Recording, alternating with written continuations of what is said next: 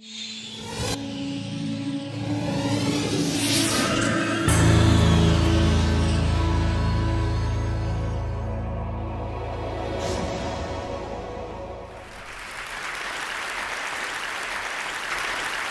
I was a child growing up in Maine, one of my favorite things to do was to look for sand dollars on the seashores of Maine because my parents told me it would bring me luck. But you know, these shells, they're hard to find. They're covered in sand. They're difficult to see. However, over time, I got used to looking for them. I started seeing shapes and patterns that helped me to collect them. This grew into a passion for finding things, a love for the past in archaeology. And eventually, when I started studying Egyptology, I realized that seeing with my naked eyes alone wasn't enough, because all of a sudden, in Egypt, my beach had grown from a tiny beach in Maine to one 800 miles long next to the Nile, and my sand dollars had grown to the size of cities. This is really what brought me to using satellite imagery. For trying to map the past, I knew that I had to see differently. So I want to show you an example of how we see differently using the infrared.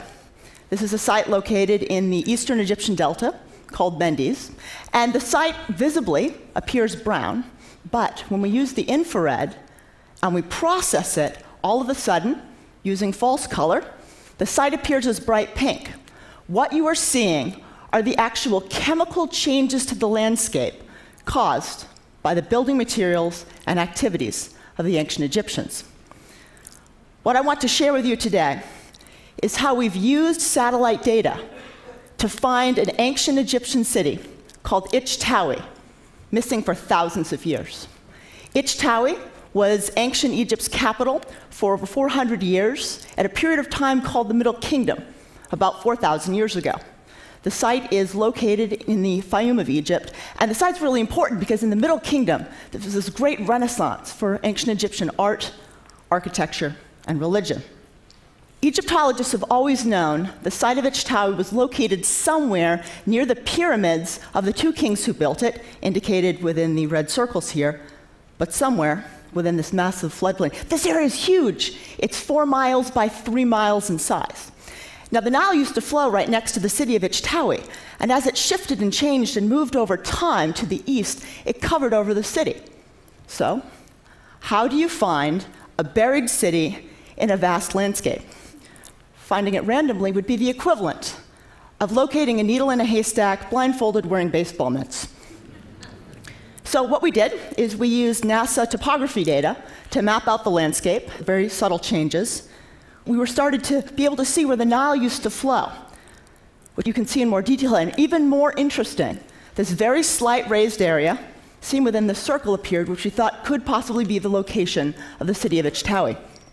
So we collaborated with Egyptian scientists to do coring work, which you see here. When I say coring, it's like ice coring, but instead of layers of climate change, you're looking for layers of human occupation. And 5 meters down, underneath a thick layer of mud, we found a dense layer of pottery. What this shows is that at this possible location of Ich-Tawi, 5 meters down, we have a layer of occupation for several hundred years dating to the Middle Kingdom, dating to the exact period of time we think Ich-Tawi is. We also found worked stone, carnelian, quartz, and agate. This shows that there was a jeweler's workshop here. These might not look like much, but when you think about the most common stones used in jewelry from the Middle Kingdom, these are the stones that were used. So we have a dense layer of occupation dating to the Middle Kingdom at this site. We also have evidence of an elite jeweler's workshop showing that whatever was there was a very important city. No Ich-Tawi was here yet, but we're going to be returning to the site in the near future to map it out. And even more importantly, we have funding to train young Egyptians in the use of satellite technology so that they can be the ones making great discoveries as well. So I wanted to end with my favorite quote from the Middle Kingdom. It was probably written at the city of Ich-Tawi 4,000 years ago. Sharing knowledge is the greatest of all callings. There's nothing like it in the land. So as it turns out, TED was not founded in 1984 AD. Making ideas happen actually started in 1984 BC, at a not lost for long city, found from above. It certainly puts finding seashells by the seashore in perspective. Thank you very much.